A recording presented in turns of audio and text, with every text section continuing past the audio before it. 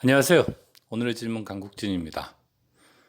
오늘은 인공지능 시대의 창의성은 오늘의 말하는 창의성과 다르다는 거에 대해서 말해 보겠습니다. 먼저 이런 문장에서 시작해 봅시다. 기계나 도구나 나아가서 인간이 이제까지 썼던 문장들은 모두 본래 어떤 목적을 위해서 만들어졌다.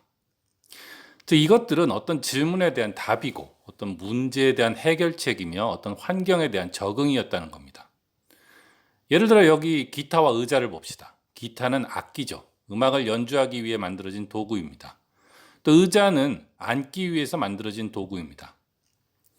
근데 사실 사람은 도구를 만들고 나면 그 다음부터는 그걸 왜 만들었는지를 잘 기억하지 않는 경향이 있습니다.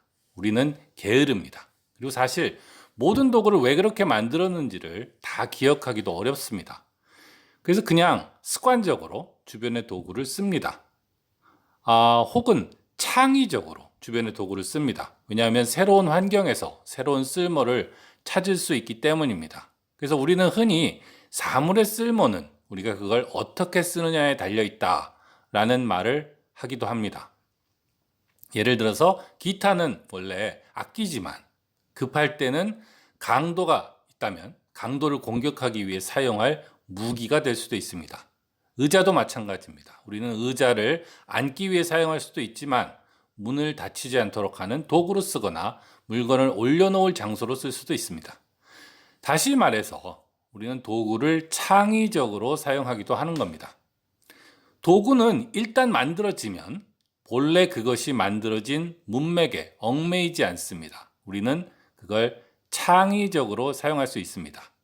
이게 가능한 것은 물론 우리가 이 도구를 이해할 수 있기 때문이죠. 예를 들어서 기타는 이 정도의 크기이고 이 정도의 무게를 가졌고 어느 정도 잡기 쉽다라는 걸 알기 때문에 어떻게 휘두르면 되겠다라는 생각이 드는 거죠.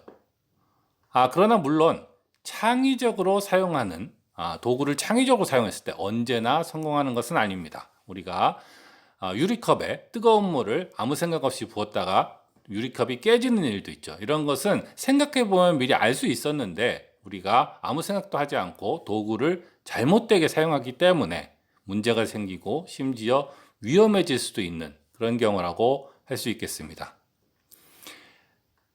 자, 이제까지의 말들을 한번 정리해 봅시다. 기계나 도구, 나아가서 인간이 이제까지 썼던 문장들은 모두 본래 어떤 목적을 위해서 만들어졌다. 제가 앞에서는 도구 얘기만 했는데 기계라던가 우리가 책에 있는 문장들도 마찬가지로 말을 할 수가 있습니다. 예를 들어서 문장을 들면 우리는 문장을 특별한 질문에 답하기 위해서 하나하나씩 쓰죠. 특별한 환경에서, 특별한 문맥에서. 그렇지만은 나중에 후대로 오면 그 문장들이 정확히 어떤 질문과 문맥에서 써졌는가가 잊혀지기 쉽습니다. 그리고 우리는 그때그때 우리가 편리하게 그 문장들을 쓰기도 해서 때로는 문장의 의미가 거꾸로 뒤집어지기도 하죠.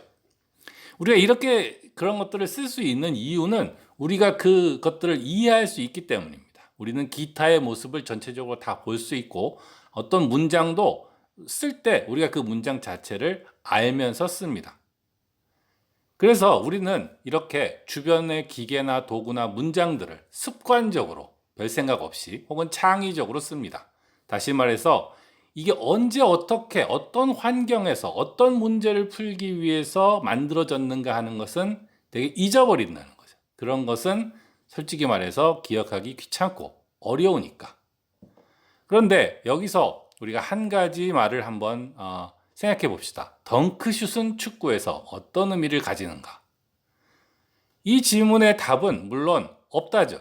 왜냐하면 덩크슛은 농구에서 하는 건데 농구에서 하는 덩크슛이 축구에서 무슨 의미를 가질 수 있겠습니까?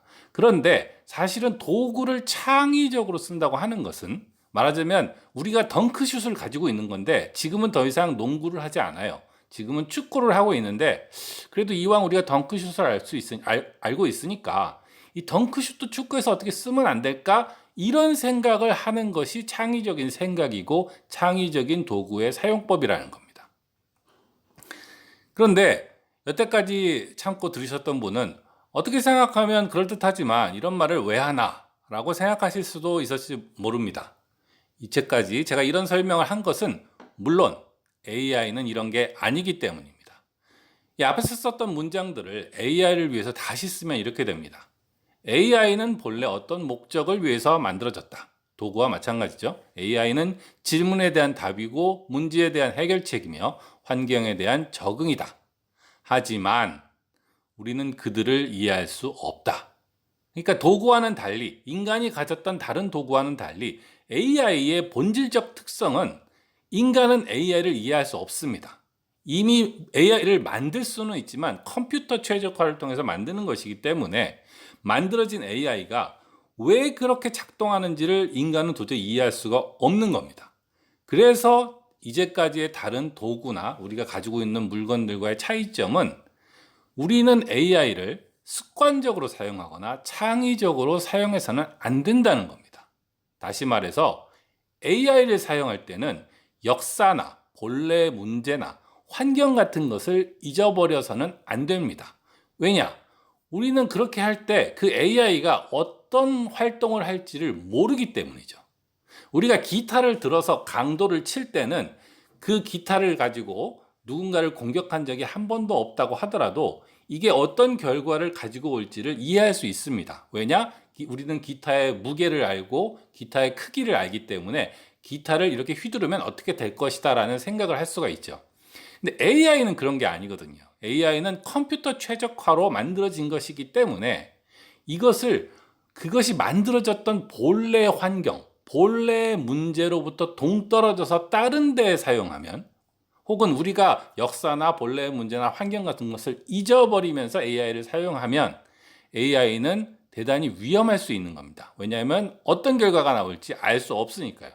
그래서 덩크슛이 축구에서 아무 의미가 없듯이 AI는 본래 그것이 만들어졌던 환경과 동떨어져서 사용되어지면 의미가 없어지고 위험해지게 됩니다.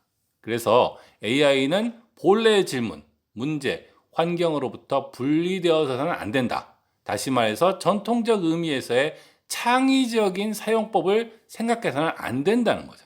AI는 원래 이런 거니까 이런 답을 내기 마련이야 라고 하면서 써야 된다는 겁니다. 그렇다면 AI 시대의 창의성이란 무엇인가? AI 시대의 창의성이란 있는 AI를 원래 만들어진 목적과 다르게 쓰는 게 창의성이 아니라 새로운 질문과 문제와 환경을 구성하는 것이 AI 시대의 창의성입니다. 그러니까 AI는 특정한 환경에 대해서 만들어지는 것이니까 어떤 환경을 만들었을 때 거기서 쓸모있고 유용한 AI가 만들어질 것인가를 생각해내는 것, 좋은 질문을 던진다는 것이 진짜 창의력인 것이죠. 그래서 AI 시대에는 앞에서 사물의 쓸모는 그것을 어떻게 쓰느냐에 달려 있다고 하는데 AI 시대에는 AI는 쓰는 법은 이제 고정돼 있어요. 이미 있는 AI는. 그러니까 새로운 환경, 새로운 세상을 우리가 구상을 해야 새로운 AI도 나온다고 할 수 있습니다. 그래서 사물의 쓸모는 그것이 어떤 환경에 놓여지는가에 달려 있다. 이렇게 말씀드릴 수 있겠습니다. 그래서 오늘의 말씀 한번 요약을 해보면 AI의 핵심은 최적화입니다. AI의 핵심은 최적화이기 때문에 근데 최적화라는 것은 어떤 경계선이 없이 어떤 제약 조건이 없이는 일어날 수 없는 겁니다. 그래서 우리가 어디에다가 경계선을 긋고 최적화를 할 것인가 라는 것을 정해줘야 합니다. 그래야 AI가 만들어집니다. AI 시대의 창의성이라는 것은 바로 우리가 어떤 환경을 만들 것인가, 어떤 세계를 상상할 것인가, 어떤 게임을 하려고 하는가를 상상하는 데에 따라서 새로운 AI가 결정되고 우리의 미래가 결정된다고 할 수 있습니다. 그래서 이제까지 우리가 보통 생각했던 창의성이라든가 우리가 우리 주변에 있는 도구를 대하는 방식으로 AI를 대해서는 안 됩니다. AI는 본래의 질문, 문제, 환경으로부터 분리되어서는 안 된다는 것. 이것을 꼭 기억해야 한다고 생각합니다. 자, 오늘은 인공지능 시대의 창의성이라는 제목으로 말씀을 드렸습니다. 여기까지 강국진이었습니다. 안녕히 계세요.